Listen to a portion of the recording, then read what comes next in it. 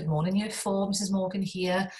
If you were reading along with me yesterday, you would have found out that Jim was at the circus and was having a lovely time. He had somewhere to stay, he had food in his belly, and then we have found out that as the circus was about to begin, that he could see somebody had arrived at the circus. I've got a good idea who I think it might be. Okay, let's find out, show you what's happening.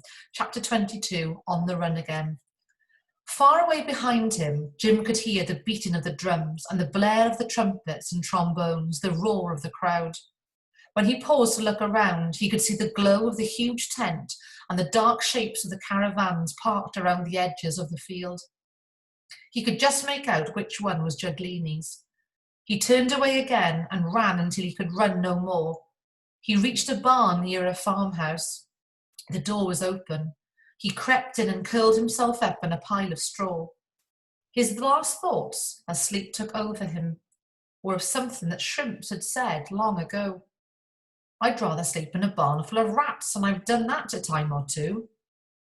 Jim listened to the scurryings around him. Well, he thought, rats is charming company, brother.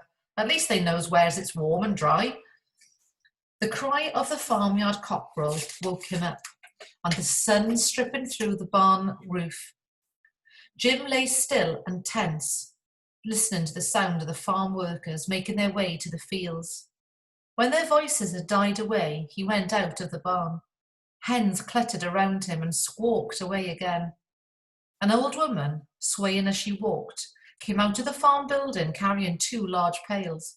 She swayed past the barn where Jim crouched, afraid, her skirts sweeping up the hens' grain as they bobbed around her.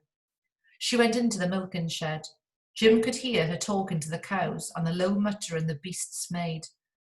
He dared himself to creep out of the barn again. The old woman had left open the kitchen door. Jim peered in.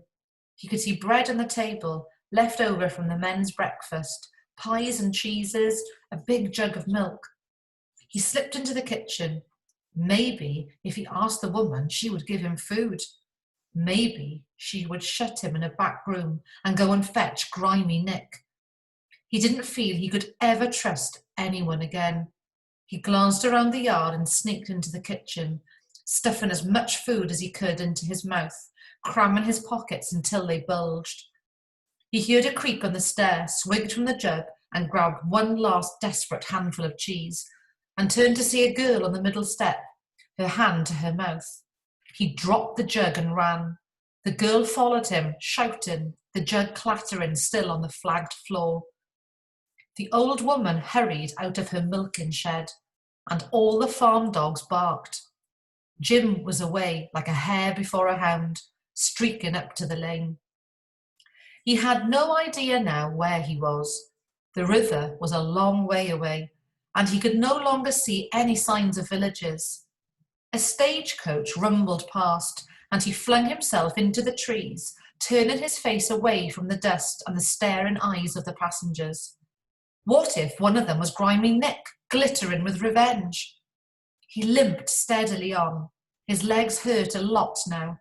He passed a family of beggars, trudging in their bare feet, bundles on their backs. At least you don't have anything to carry. At least you don't have to carry anything, he said to himself. You count yourself lucky, brother. His boots flapped as he walked. The nails had worked their way out, and the soles were like lolloping tongues. Chuck them in a ditch, he told himself, but he knew he couldn't do that. They were Lizzie's boots from long ago. They were the only things he had to call his own, beside his name. He shoved one in each pocket.